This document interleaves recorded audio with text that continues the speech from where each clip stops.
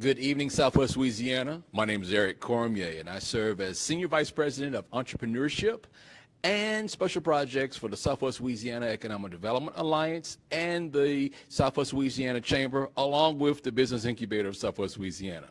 We're located here at the Seed Center, and this week we are celebrating National Small Business Week.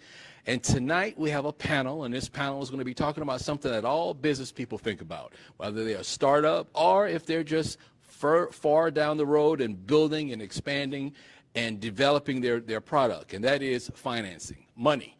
We like to joke from the Jerry Maguire statement, show me the money, and that's what we want to talk about. Finding that money to get started, and what do you do when you get it, and how do you deal with the success? With us today, we have a panel of some experts from Southwest Louisiana. We have Miss Angel Scott. She's a consultant, and she owns a business called Do Your World.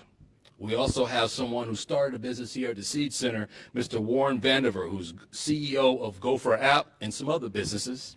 We also have Mr. Dean Day, over 3 decades of business experience, and now he serves at the Small Business Development Center here at McNeese State.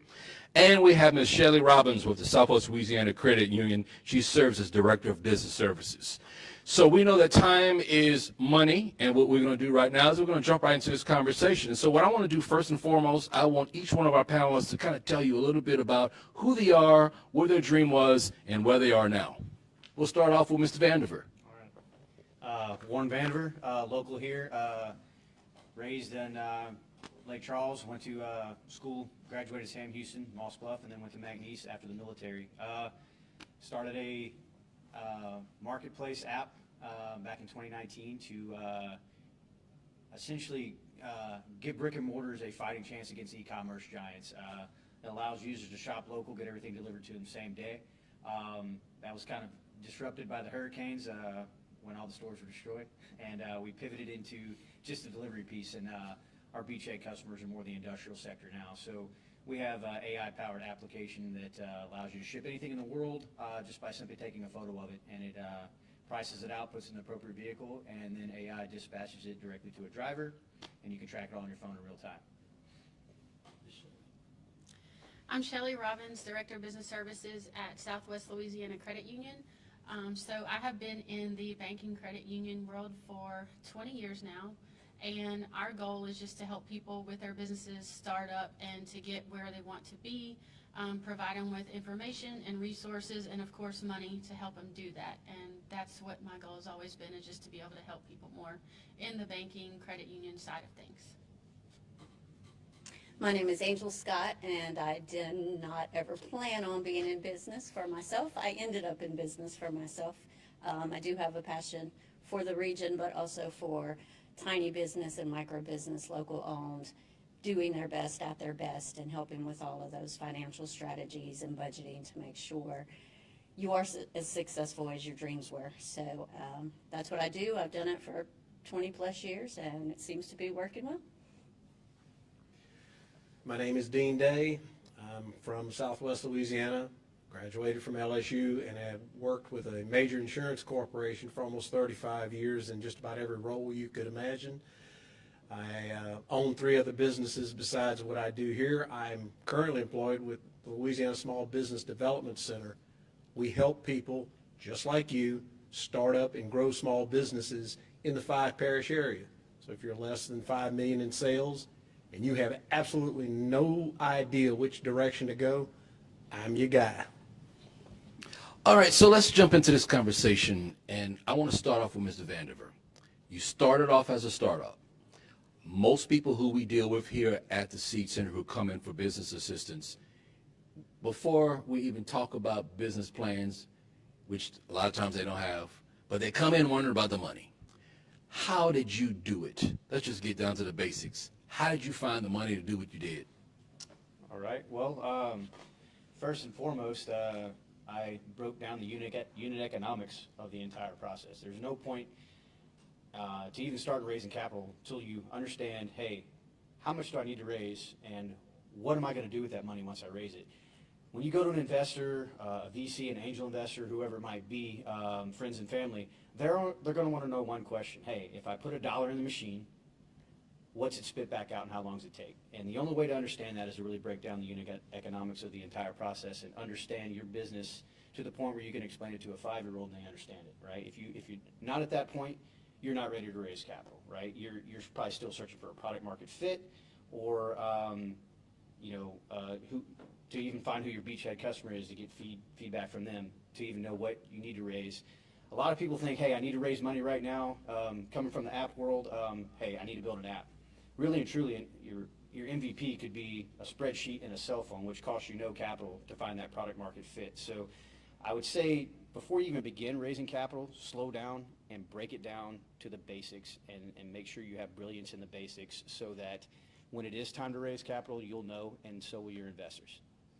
So then, once you go through that process, and I know I'm jumping a little ahead because I want to go to Dean about this too.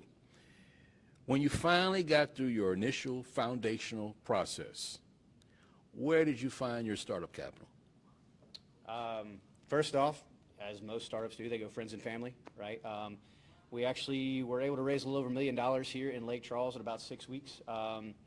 In this room, we did a pitch to local business owners, friends, family, other investors, raising a convertible note, and closed that round at the end of 2019 before the world shut down. But before you can even start doing that, after you understand the unit economics, you've got to go get attorneys involved and things like that. You've got to draft the proper paperwork to protect your company as well as your investors.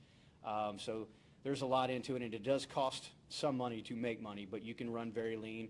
And actually the very first place to run lean is finding that product market fit and doing the legwork of going knocking on doors and getting customer feedback, and not giving them your idea, searching for their problem so that you can fix it, right? Don't present a solution before you understand the problem. Once you understand that and you get that business model built out properly and that business plan is solid, then you can take it to those friends and families or angel investors. I wouldn't recommend VCs, LPs, family offices at an early pre-seed. That's more of a seed plus Series A kind of thing. But I would encourage most either to bootstrap or friends and family. Dean, you and I have done business trainings. You've been helping people at SBDC. We see a lot of folks who maybe not in tech, but they are starting what we would look at as mom and pop type of businesses. They want to start a restaurant. They want to maybe start a boutique or something like that. I know anybody who's watching this is going to get into, all right, but still, like we always hear, how do I get that money? What's your advice? What I always encourage people to do is literally start with the vision first, okay? Because without a proper vision, how do you know how much money do you need? Where are you going, you know? So it's a fundamental block that most consultants really just kind of skip past. So I kind of start the conversation off by saying, when you're ready to retire or sell this business because you've made millions of dollars at it, what does that look like to you? Some people may say, I just want to be a single truck driver and just do this job all by myself. I just want a job. Some people may say, I want to build this into a multi-million-dollar type business. So by knowing what you want, okay, that's going to better prepare you for the financing piece of this, because then you will know which options may be available to you and which may not. And I'm sure the lender's going to talk about this. A lot of people say, well, I just don't have the money. I'm just going to go get me a grant. The grant. Well, guess what? The grant. Yeah. I want the grant. Everybody wants a grant, okay? And I'm not saying that they're not available, but there's hundreds, if not thousands of people applying for that same money. So grant money is not as readily available out there. Most of your lenders are going to want you to come to the table with some skin in the game. Normally that's somewhere maybe, 10 to 20%. But when they go looking for the money, okay, just like you advised, a lot of times people have to start with friends and family, And I know a lot of times the bankers will say, well, wait a minute, hang on a second. You're not putting any money into this? You don't even believe in yourself. Why should we believe in you? So save up a little bit, Just because you have an idea doesn't mean it's the best idea to start now. Maybe you have to put up a few dollars and wait a year or two so that you can go to the lenders and say, okay, here's my down pay.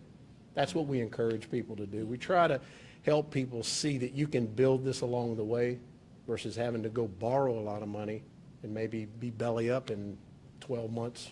Exactly, and we've seen that. All right, so now, before we get to the lender, I want to get with Angel. Angel has worked with a lot of people. She's seen a lot of ups and downs with business.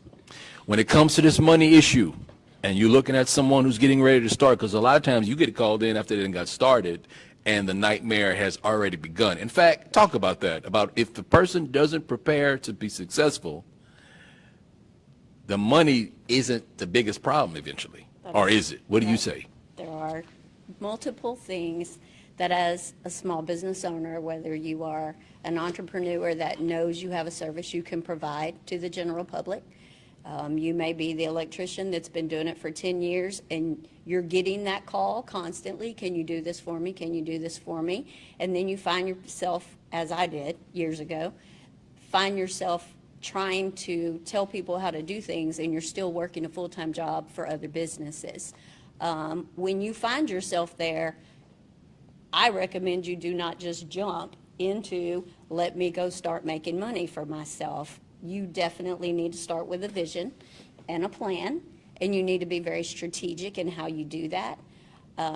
Small business, especially that 10 and under or that entrepreneur one-person business, you really need to think through the day-to-day items that you're going to have to face and that you're going to have to handle. When you're on your own, it's not as easy as when you used to go to upper management and find your answers. A lot of people have a service they can provide. They're not trying to start the boutique. They're not trying to work with inventory and items that they would need to track. They just have a service that they know people will pay for and they move with that, but you still have what's called overhead. So definitely have a plan. Take your vision and put it on paper. Do your research. You can do some basic demographics around your area.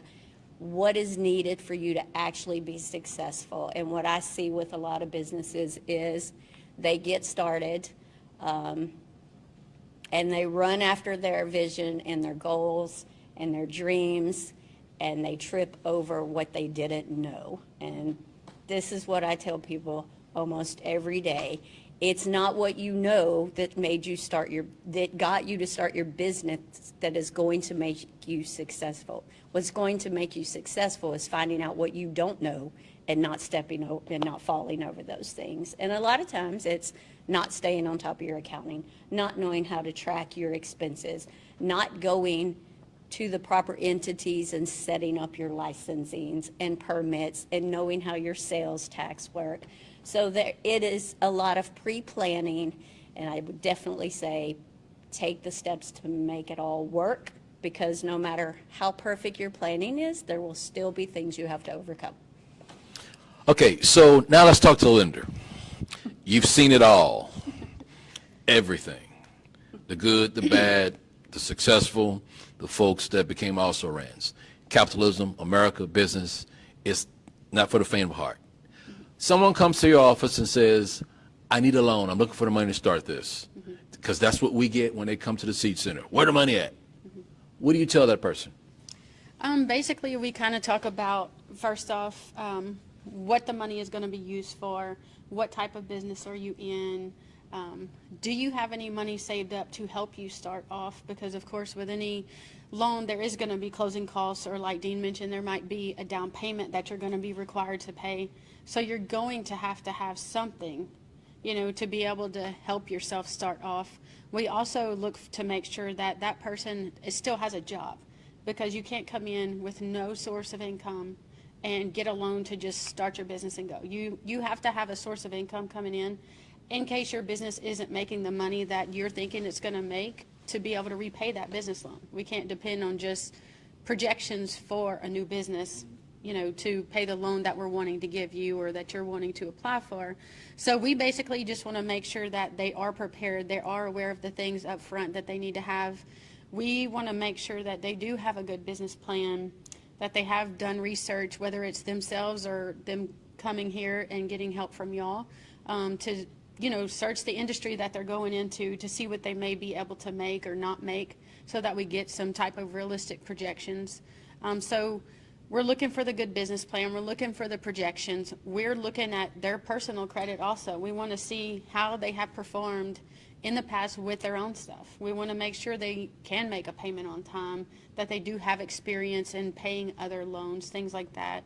We're also going to look at personal tax returns, because we're going to use, even if you are a newer business, you just haven't like started up, because we've had some people that come in and they're like, yeah, I've been doing it, but not on paper yet.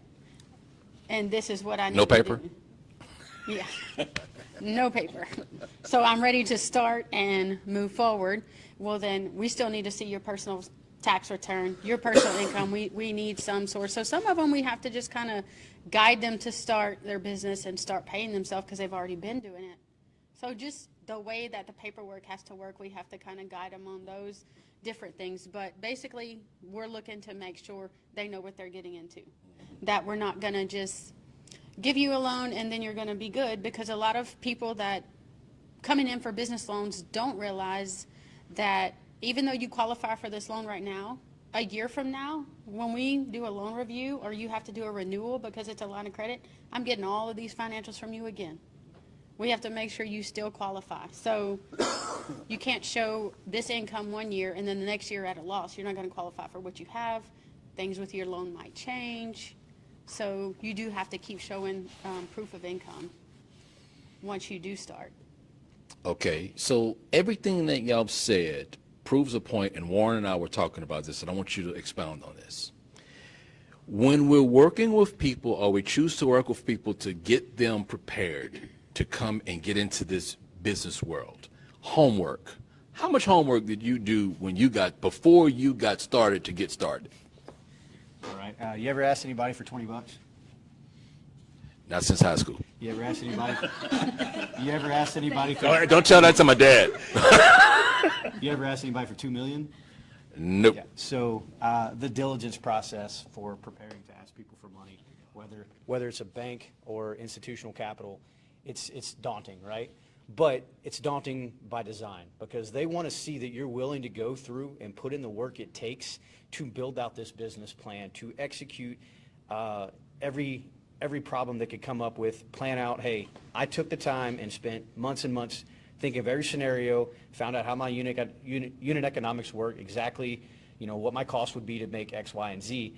And if you take that time to actually sit down and build out your business model, your executive summary, et cetera, it shows either the lender or an investor, hey, they're not just going to BS their way through this. They took the time and prepared for this. And at the end of the day, I'm not certain with lenders, but when you're getting investment from an investor, VC, angel, whoever it is, they're not investing in your company, right? That's just a widget. They're investing in you, right? And so by showing that you have the grit and tenacity just to stick it out and do the homework, that's your very first promise to them of, hey, they're at least putting in the effort, right? Because they're buying you, they're not buying a product. Dean, so we deal with folks, and it's, making them understand there's two basic pathways to getting this cash that they're looking for. But the storyline is you had to prepare to do this, because once you prepare to do this, then you're going to have a better target of where to go find. But so we're talking traditional credit union, banks, or if someone goes to investors, family, VCs. What have you seen from your time in business and the way people have raised money? What's the different options? What's the different storylines you know about? So again, a lot of people that have an idea, they have, like Michael Gerber describes, this entrepreneurial seizure.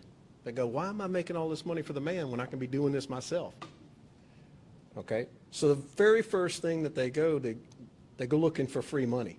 They're looking for grants, because a lot of times they won't have the startup capital. And then when they find out that the grants are not as readily available as most people think that they are, okay, then they start looking toward the bankers. And then the bankers sometimes will discourage them by saying, you just don't have enough, come back in 2 years. Or come back when you have 2 years worth of experience. And I love my banker friends. I always say, well, how can I get experience if you're not going to give me no money, right? So a lot of times we on the business side of this will encourage people to keep that 9-to-5 job, work this thing, and start putting money aside, because it does two things. Number one, it prepares you to make sure that you actually have an interest in what you think you're wanting to accomplish.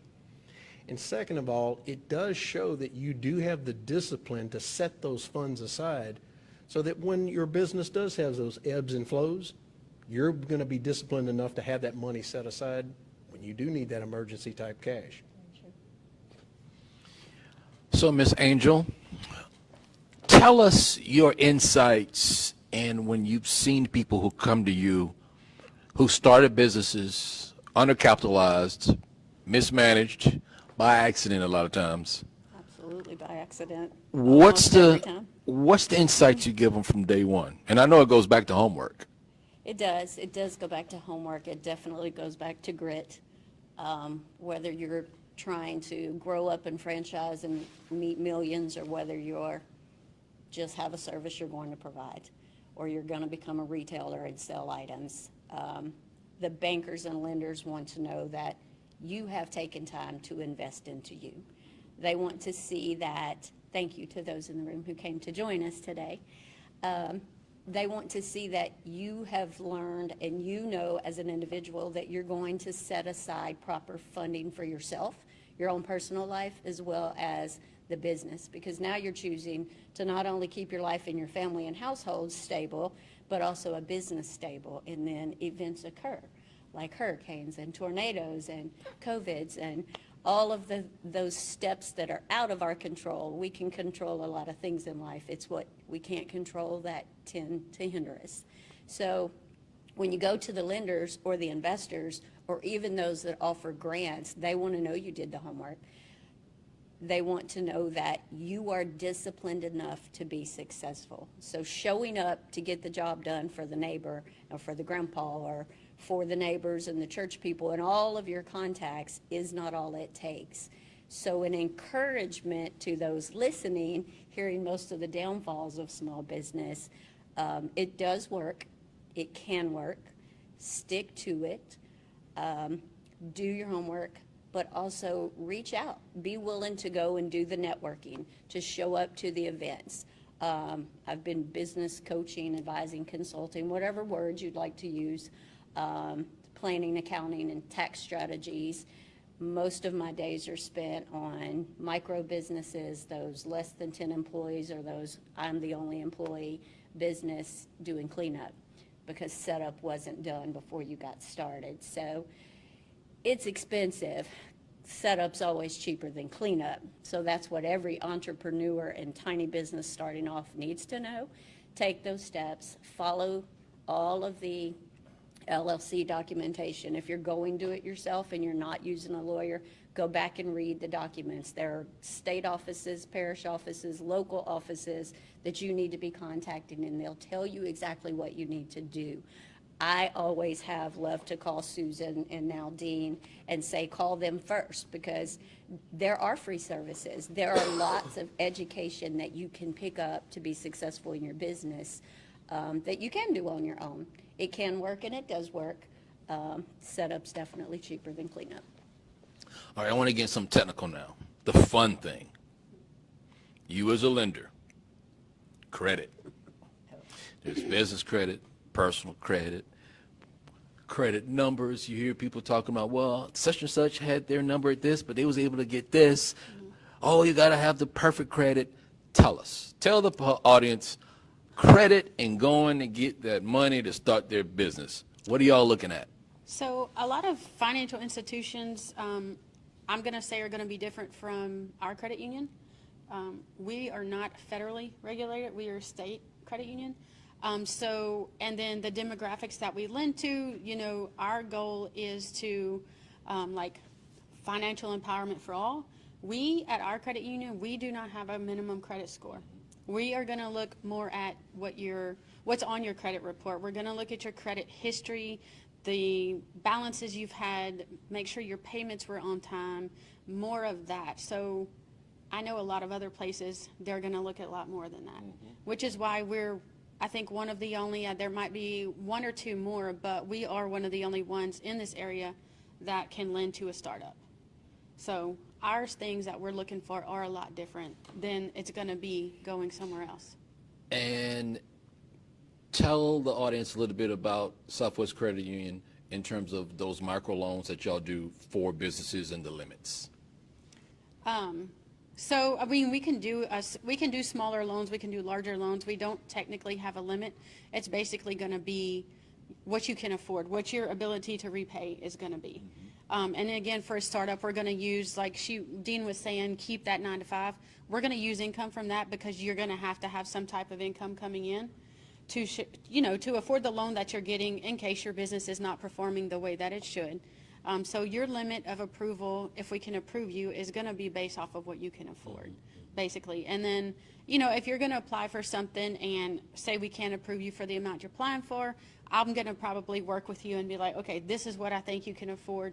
Do you think you can make your business work with this amount? Is there anything you can maybe not purchase right now to start? Is there something you have here that you don't have to have immediately?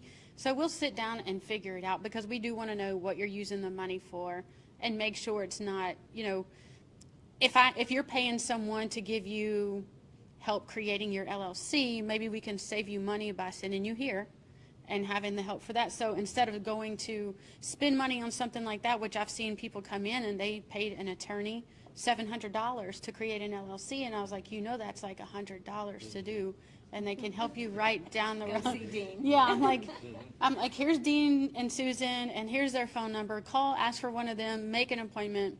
I'll also let them know about the different asset builders classes that they can go and take so that they can learn what they need to do for an LLC, like how to create projections, how to do research on the industry they're wanting to get into. So for startups, and like he was saying too, we want to see your skin in the game. We want to see that you're actually trying to put something into this and you're not just coming to us empty-handed, wanting us to give you money. So, we don't really have set limits on any of that. It's basically going to be from, what you can afford from the whole picture of what you're trying to do. You was in the military, you got out, you're looking at what you're going to do the rest of your life. You decide to get into this business. When those numbers started popping up and you started seeing that, how fearful were you? How much fear played into this, or were you not fearful when you started seeing those numbers? Because if we've had people, when certain industries folks go into, they have the slightest clue the kind of numbers they're going to be looking at. How did you contend with that? I wouldn't say I was fearful. Surprised, right? I wasn't getting shot at that day, so it wasn't the worst day, right? But when I started calculating the cost of building out applications and using software engineers and things like that, and actually what it takes to scale a company to international, it was daunting, right? It was very like, pooh. And when you go, there's one difference in raising capital for that is where you guys are talking about you wanted to just have a 9 to 5, right? That stability. You will not get institutional capital if you have a 9 to 5. They want to know that you are all in. This is the only, you don't have a golden parachute. This is you, and you're going to put everything you have into it, or they're not going to give you your money, right? So it's not, because at the same time you're doing debt financing, right? This is equity financing. There is no debt on the company. If you fail, they lose their money. If someone finances it and they fail, you're still getting paid back for the most part, unless there's bankruptcy involved, right? So the biggest difference in the two debt financing versus capital equity is you don't get to keep your 9 to 5. So I was working at a refinery, had a great job, making great money, had to bail ship. My wife was not happy. She was the fearful one. She was like, wait, what, you're doing what? And so that was a fun conversation. But at the end of the day, if you're gonna do it, you just got to Geronimo and just hop in all the way if you're gonna raise capital through people and not debt finance. So did you see yourself as having an entrepreneurial mindset, or you say you're just taking a chance, or, I mean, how did you balance that concept out? So at the time that I started Gopher, I was actually a student here at McNeese Engineering, Mechanical and Chemical, and there was an entrepreneurship course that I had to take to stay full-time for the GI Bill. and I couldn't even spell the word entrepreneur. And to be fair, I still can't. That's a tough word. I'll spell check it too. Yeah. And so the final for that class was, hey, generate a business plan that comes up, come up with a business plan that generates 10,000 jobs in 10 years. And that's really what, got me excited about it. Hey, I've got this idea. I was building a house with my dad, and I'd call it a measurement, and I just get whatever I got back. So he was running to town back and forth quite often. He's like, got to build an app for this, and that's what I pitched for the thing. Did it in front of the Clinton Foundation for the Holtz Prize, got second place, turned around, hired the guy who beat me, and we won. And that's kind of what got us off the ground. So know what you know, you don't what you don't, right? You bring in the people who know what you don't. So I kind of went off on a tangent there, but I didn't know that I wanted to be an entrepreneur, but I knew I wanted something more. I left the battlefield and came back to school, and I really didn't have a purpose. I found my purpose in entrepreneurship as my new battlefield, if that makes sense. And it's fun. I went from battlefield to the boardroom, if you will. And it's just been a wild, exciting ride. And I don't think, once you get a taste of working for yourself and building your dream, I don't really think there's turning back. I've seen a lot of people say, I just want to quit and go back and get a 9-to-5. They do, and then they're back in 3 months, right? It just, once you get there and you can self-sustain and follow your dreams, it's so hard to turn around. Okay. Dean, one of the things that I know we've done, you've done it, I've done it, I know Angel's probably done it, is that when we have people and they come in and they have a concept, and the first thing we might ask sometimes is, well, other than that business plan, what is your startup cost? SBA has on their website, it is the coolest, simplest document that is free. And it's on SBA.org where you can do a startup cost chart. In fact, we've used it at business trainings. Tell the public about that. So just like he said, it is a free resource. If you are looking, there's when you sign into this on the small business page, you're going to see a document that talks about the 10 steps, the 10 recommended steps to getting into business. And we actually use that in the center, and the very first step, which a lot of people take for granted, is do some research. Find out about the industry that you're trying to get involved in. I mean, I'm sure you didn't jump into this not knowing a little bit about what you were trying to accomplish. So yeah, the resources on the SBA website are all free to utilize. We use them in the center a lot. They're very good tools. They're very good tools to use. And the point being is there's so many different resources out there for small business owners. Please don't be scared to reach out. I mean, I've been an entrepreneur all my life. There are so many different resources out there. If you don't know, you don't know. All you got to do is start asking. I guarantee you within 2 phone calls, you're going to have an answer to what you need. So SBA is a good starting point. The Louisiana Small Business Development Center, which I represent, is your local resource.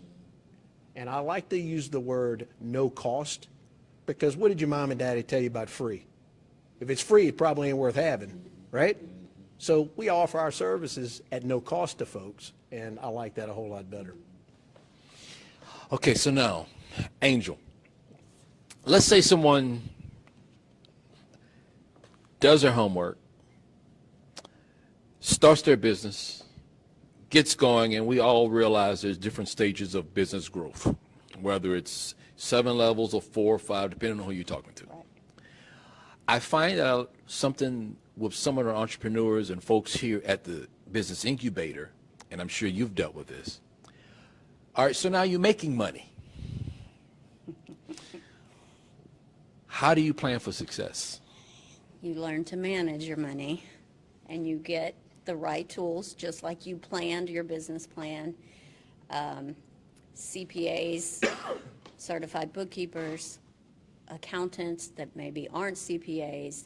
You definitely want a solid network of people or a person that you can go to who believes in your dream, will give you access to those no-cost programs that you can work through, and there are a lot of things under the Alliance here that you may not get an opportunity to sit in the incubator downstairs and have someone handhold you through kicking off your business or expanding your business. But there are many, many no-cost funded programs that are available to even help you manage those tools.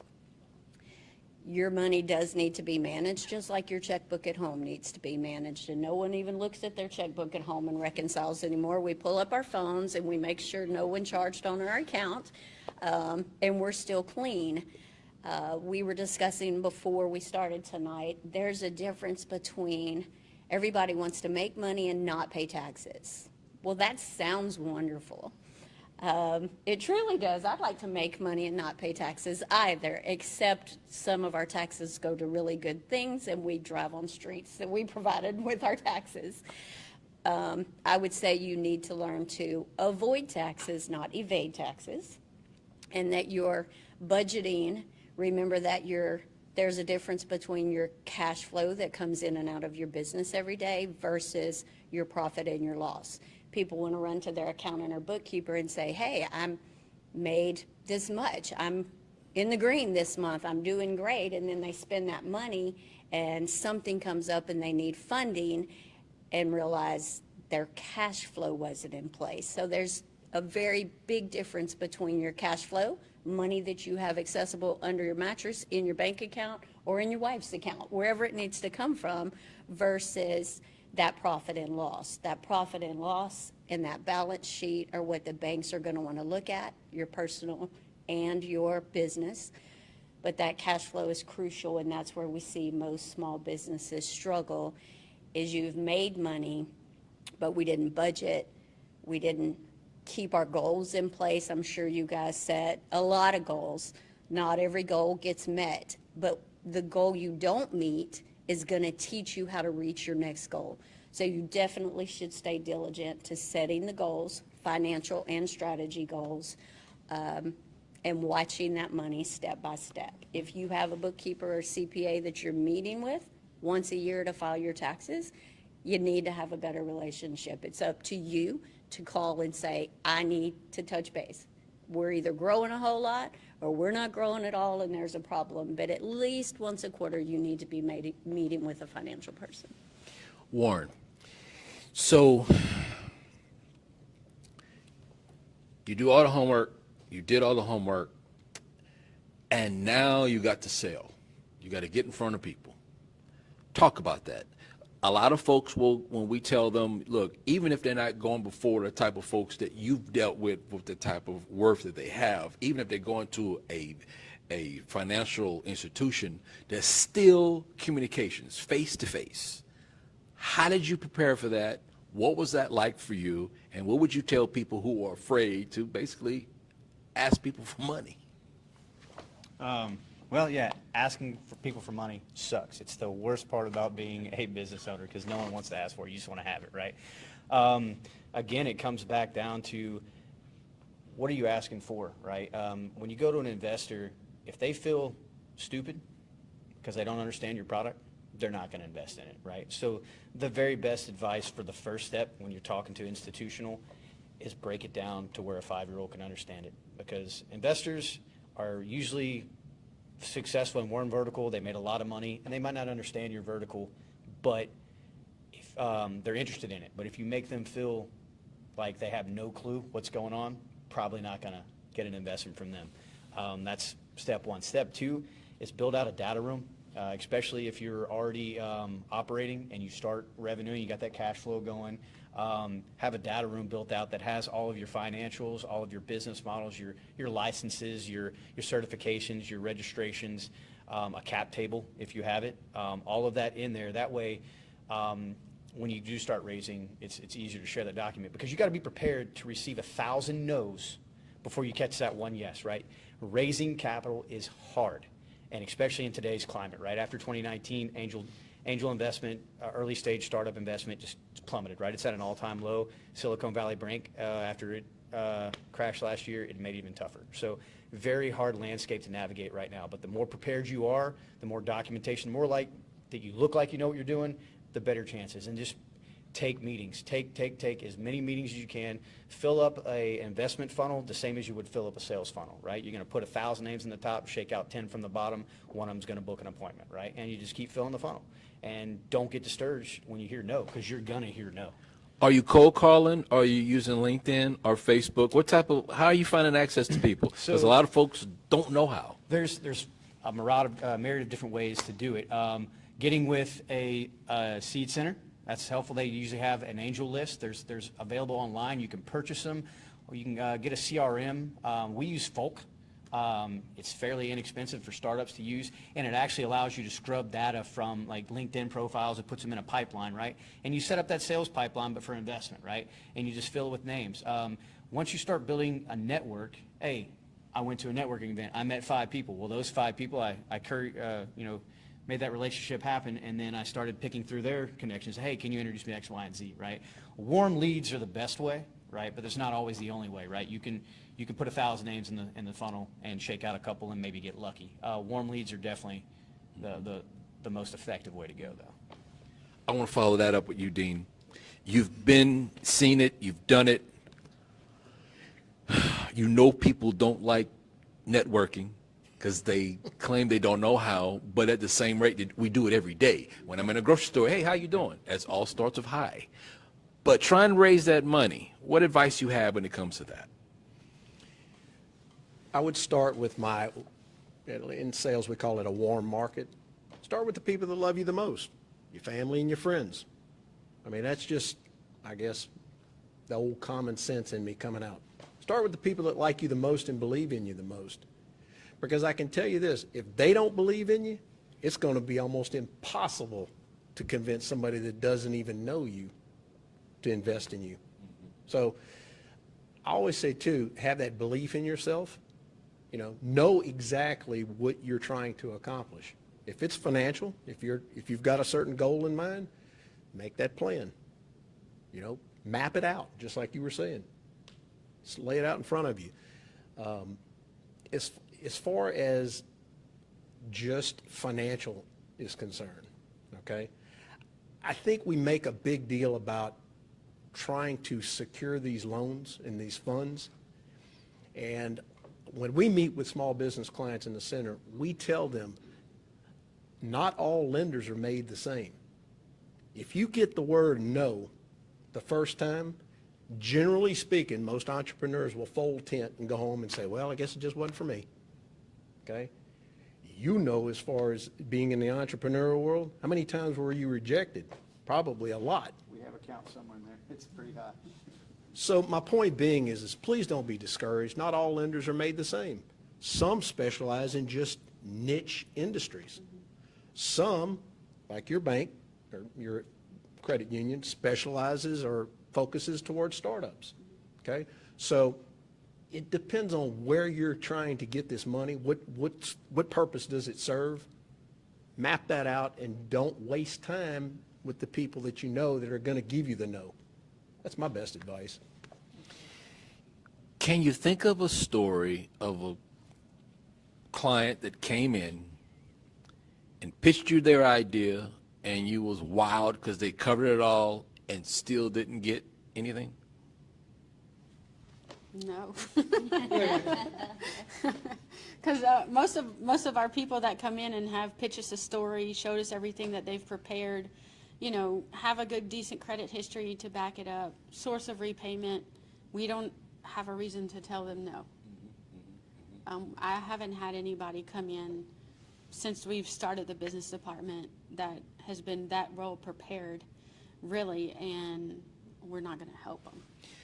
So then when you talk to the folks and you see the business plan, like something we deal with is folks don't want to write that business plan. They don't realize sometimes the more detailed plan or against something that could be small. What have you seen and what works? And I know it varies.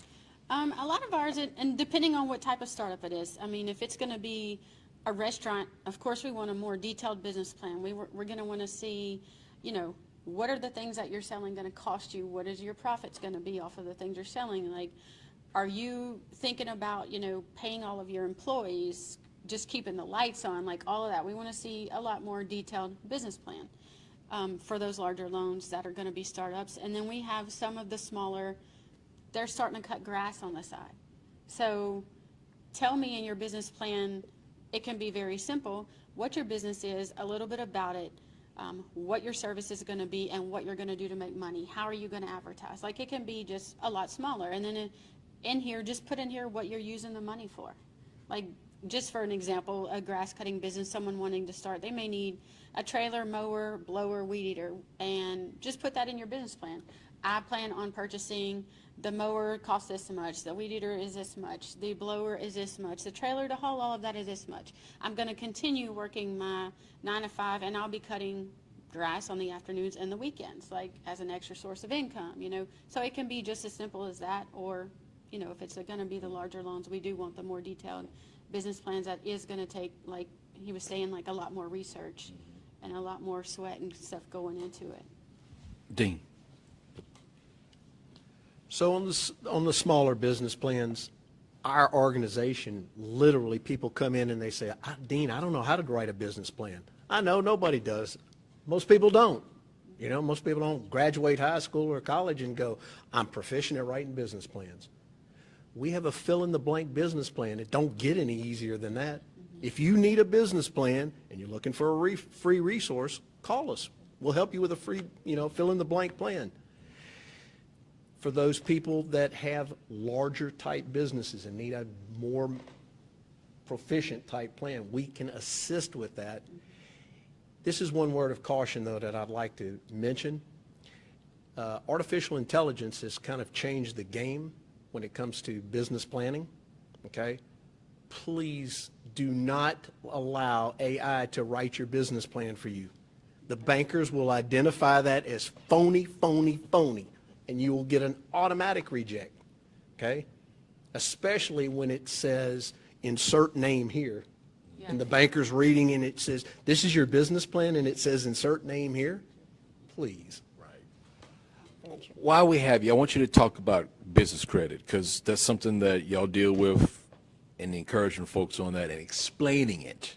What are some of the basics that you think folks need to know about business credit?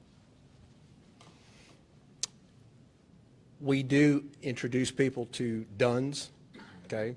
Do y'all require people to have a DUNS number? We currently do not. Okay. Right now, we're not pulling or reporting on the business side because most of ours are startups.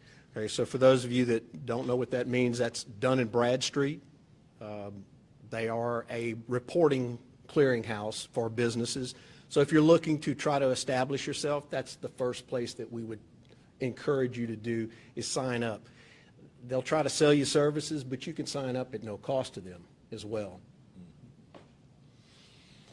From your experience, what will you tell people about credit? Well, first off, got a DUNS number, got a credit card for the company. It was my personal credit. Found that out. So it does take time to build that company credit. Just because you get a DUNS number doesn't mean, hey, all of a sudden I can go pull out a loan on my EIN and we're good to go. No, there's going to be a personal guarantee for a while, right?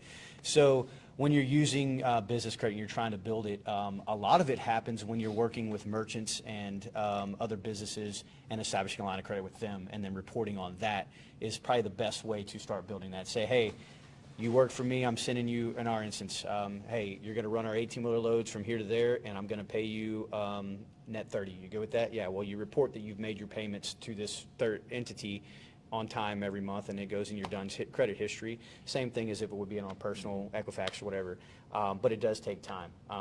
You can accelerate that, but I'd say probably the fastest you're going to build some business credit worth pulling capital against is probably 12 to 18 months at the earliest. It's not going to happen overnight, and you're not born with a 720 credit score that you can work up. It's zero until you start doing stuff with it. But business credit is necessary, especially if you're going to scale, because you're not always going to have the capital to do it. And some job's going to come up and be like, hey, I need 100K right now, and I don't have it sitting aside. I'm going to need a line of credit. So it is definitely very important and essential in establishing credit for a business in order to scale it. So we're having this discussion, and we want the public to realize that this information that we're sharing, This is what we do on a daily basis. I mean, even Warren helps people get things going. So what I want to do now is I want to just kind of start wrapping things up, and we're going to start off with Dean. Closing comments. What do you think when it comes to the issue of money and business and showing me the money, what you want folks to remember? So, a couple of things. Number one, Southwest Louisiana is really unique in the fact that we all cooperate with each other here. We're not just the small business center. We're not just the seed center. I think Southwest Louisiana citizens do a really good job of cooperating and getting resources to the people that need it, okay? Because we work well with the chamber and vice versa, right? Even our small business lenders, we work well with them as well. What we do, what I want the public to know is we offer all the services that you would need to get your small business started, and if you're even trying to scale that business up to $5 million, we'll do that for you at no cost. The benefit to you is we do offer one-on-one counseling. We don't bring you into a classroom of 40 or 50 people and try to solve your issues. We do it uniquely and specifically to address your needs, whether it's lending, whether it's business planning. You know, we didn't even touch on this today, but marketing is such a vital aspect of this, and when things start going south, what's the first expense people want to cut? They want to cut marketing. We help people do marketing plans. We help educate people on how to properly utilize social media, how to make money utilizing that, how to just use every resource available to you. The beauty of it is we can meet one time and we can be done. Or I've got some clients right now that I've been meeting with for almost 18 months. It's not a one cookie cutter approach, one size fits all. It's specific and it's unique to that individual or that business.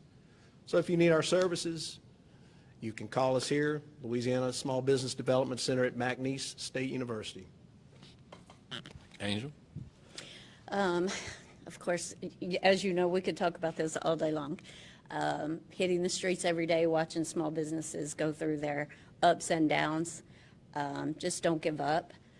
Definitely know your goal. If your goal is to grow big, fast, then go after it and get it. If your goal is to sustain yourself today and slowly build so that your life is where you want, not everyone's chasing $1 million. A lot of people out there are just, they want to be able to sustain for themselves.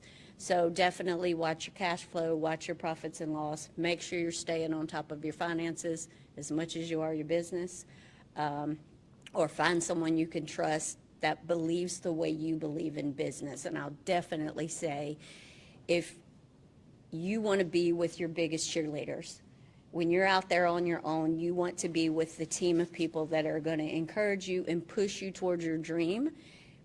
Sometimes we need to be stepped on a little, to be humbled a little, so we remember, hey, the reality is I have today. So make today work for yourself. Don't always try to avoid taxes. Always avoiding taxes means you're probably cutting into your profit, and then when you go to the lenders, you have no what we call borrowability. You've wrote off everything you can write off, but now you can't go buy a new car, and you can't provide for your family and upgrade that house your wife's been wanting or that the man at home's been wanting. All those dreams that need to come true. So understand where you want to go and where you're going with things. Understand that there are things on with the veterans. Thank you for your service, by the way. Out there, there are programs for the minorities, for the veterans, for the women, for just about anything out there. There are niches where we can find grants, but you're going to work just as hard for those grants as you are if you're going to hit the street and shake a hand and just tell people what you're doing every day. You never know. It is the strangest places. Sometimes I get a phone call and say, hey, you walked through and someone said you do small business. I'm like, who said that? They don't even know, and I don't know. But you just have to stay with the grit. Make sure you're going to get after it every day. I want to thank the Alliance for hosting an event like this, for supporting the small businesses. know, as small business owners in the room and out there listening, whether you're listening in right now live or later, that there are a lot of programs. Seek them out, put your foot to the pavement and go and get it. If I have just a minute, I want to give you a couple of stats as to why the Alliance invests into nights like tonight. Just across the region in our first quarter for 2024, and I'm sorry, I am a member of the Task Force for Business Development and Inclusion here under the Alliance, but you know, we need to know as a whole, as a community that does pull together, that rebuilds together, that stays strong together and struggles together. In our region, just for the first quarter of 2024, the reports show that small business identifies as this. We have, in Allen Parish, we have 48.6% that are only 1 to 4 employees. There are 26% that are 5 to 9 employees. That's literally almost 75% in Allen Parish that are the tiny businesses. Beauregard's very close, 35.5% and 29. That's 63.5 under that. Calcasieu Parish, right at 68% or less than 10 employees. That's a big number for our little businesses that are out there supporting. Every time you see support local, every time you say shop local, every time you help your neighbor or business owner. Cameron Parish is a little different there. When you get to Jeff Davis and Cameron, we're a lot more rural. They're down on the coast. A lot of people ran from there. They didn't stick it out like those of you that stayed did. They're at 60% with less than 10%, with under 10 employees, and 73% in Jeff Davis. We have a lot of tiny business here. So I want to thank the Alliance for always going the extra mile and offering the programs and maintaining relationship, not just with the Small Business Development Center, but with the city, and making sure that our small businesses are taken care of. So don't give up on your dreams and go and get them. So for us as a lender, I guess the major thing that we would want to leave you with today is to, like what we've been saying the whole time, is do research on what you're wanting to do, especially if it's a startup. Just be prepared. And if you don't know where to start, you can still come into our office and sit with us, and we can help you figure out where to start, what you're going to need to do, what your first step should be. I have several people that come in all the time that don't even have an LLC created yet, but they know that they're going to need money and what they're going to need it for, and they don't know where to start. And then that's where a lot of times I'm telling you, well, you know, you can go here. Here's this website with several resources. I can give you these names. You're going to go down and speak with either Dean or Susan. You can go take this asset builders course. There are a lot of different resources, whether you're in business or not in businesses, that you can get out, and just don't be scared to do it. If it's something that you're wanting to do, you know, if you don't know what the steps are, call Dean and them at the Seed Center. Come sit in my office at the credit union. You know, like I said, every week I'm probably sitting down with someone that is not even in business yet just because they don't know where to start. So our thing is, just don't be scared. Come in, see somebody, and let one of us here help you, you know, get started and know what you need to do for your first steps to be able to get the funding through us if you're needing it. I guess one piece of advice for, you know, would-be entrepreneurs or those who are out there, entrepreneurship is hard, right? And we've mentioned up here a couple times the word grit, and you have to have it. We have a term in the military we use, and it's kind of our mantra at Gopher as well, is embrace the suck, right? It's gonna suck. There's gonna be ups and downs, roller coasters, left and right. There's gonna be highs, lows, but that's all part of the journey of becoming an entrepreneur. It's not the end result that you're after, which is great. Hey, you make money, but it's the ride. That's what entrepreneurship is that ride of living that dream and all the ups and downs that come with it.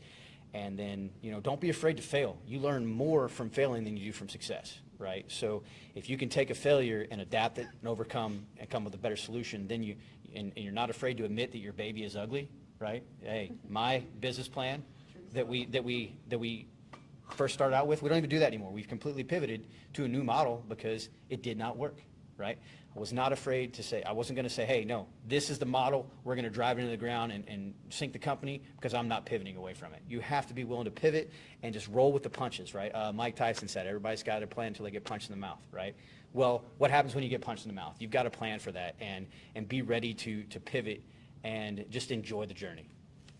Perfect, perfect. Well, I want to thank all of y'all for participating in this. This is important to us. It's important to the community. And again, one thing about it, as we all said, Southwest Louisiana, we've proven over the years, since hurricanes and everything else, that we're tough and we're tenacious. And there's a lot of grit here. So this entrepreneur spirit, that's how Southwest Louisiana was based.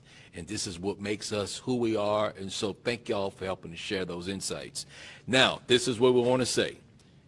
This is a roundtable that we had. Tomorrow evening, we have our second one, and the public is invited to come here to the Seed Center. We're going to be talking about successfully recruiting, training, and retaining talent in Southwest Louisiana, and yes, it can be done. We have Miss Amy Vincent with 3 Light Services, who's an incubator client, program participant, we don't have clients here, who's going to be moderating this, and she's going to be at the panel with Krista Gerard with Recon, and Adam Carter with Prosperity Management. Then on Thursday, the 12th Annual Small Business Week, 12th Annual Business Pitch Contest. We have our contestants. They are ready to go. We're going to start this at 5:30. First place is $5,000, second place $3,000, and third place $1,500. This is going to be fun. And I want to thank our corporate sponsors, who are Sasol and also Capital One, and without them, this wouldn't be able to happen. So we thank them for their support, and they've been supporting us for years. With that, so we ask that anybody who's in Southwest Louisiana come to the Seed Center tomorrow night, come see the business pitch. We got a lot going on, and this is the networking opportunities. If you come, you get to meet people and talk. With that, we thank you for your time. You have a great evening. Have a good night.